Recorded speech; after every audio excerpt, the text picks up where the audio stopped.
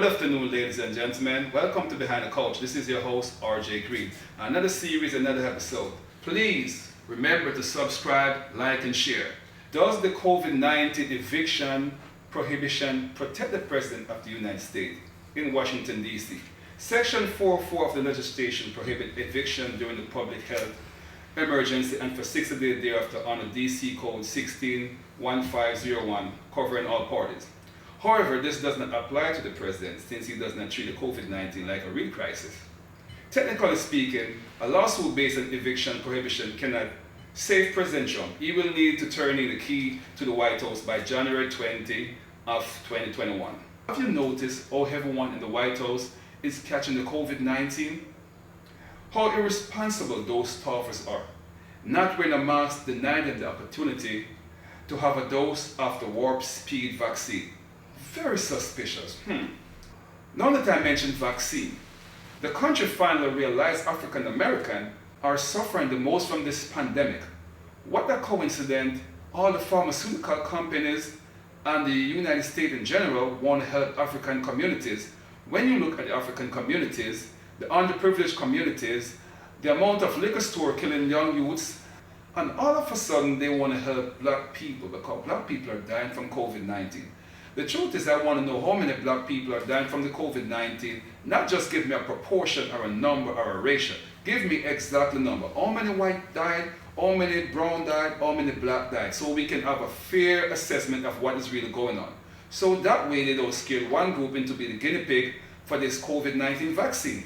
Even if the vaccine is administered, the question, what are the long-term effects of the vaccine? If you really want to help the African American communities, start by removing some of these liquor stores, start by building more organic food store, better education, better housing. Think about how many people per year are dying from starvation worldwide, mostly black. Over 5 million people yearly dying from starvation. And not to mention other diseases, tuberculosis, hepatitis, millions. There are many questions I have about the vaccine. Yes, I'm in nature, I'm a pharmaceutical person. But yes, I do have questions. I never work on vaccine, and I'm not going to say this vaccine is not effective or safe. I'm quite certain once they have enough stability studies and study this vaccine long enough to know the long-term effect, then I can make a comment. But there's no data to show that the vaccine actually, what's the adverse effect over the long term, because there's not a long enough time to even study the vaccine. If we want to reach herd immunity of over 70% of the population vaccinated, so we could start with the other 70% of the population.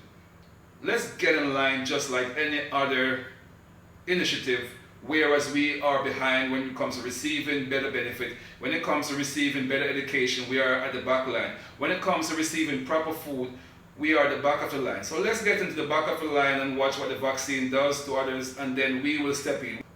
Since our immune system becomes so weak that they are feeling sorry for us. Yes, the food have deteriorated our immune system. Some of the things we have done in the past deteriorate our immune system. So at this point, I figure it is best for us to just get back to eating properly and getting our rest and exercise, our sunlight, and doing the right thing. Cut out those alcohol stores from the black neighborhood. Let's get back into treating each other with respect and dignity.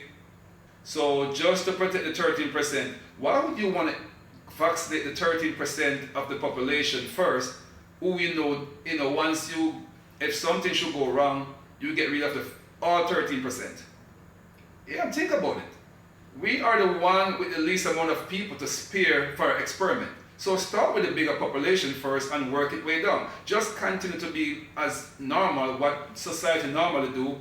Look out for the white folks first. Let them go ahead and be vaccinated first. I'm not saying the vaccine is all bad, but I'm just saying it doesn't make any sense to risk the 13% of the population when there's so much more to risk.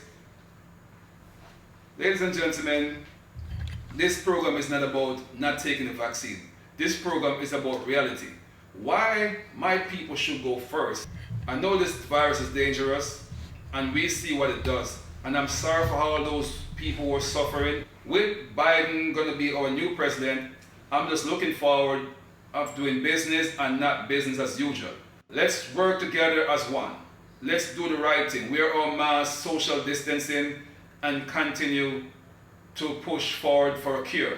But in the meantime, I'm also an advocate for good drugs, so let's also do some study to make sure there's no long-term adverse effect that's gonna harm people. We don't know what the future gonna hold with these long-term effects. Until next time, this is Behind the Coach. This is your host, RJ Green. Follow me at rjgreen.net. Please remember to subscribe, like, and share.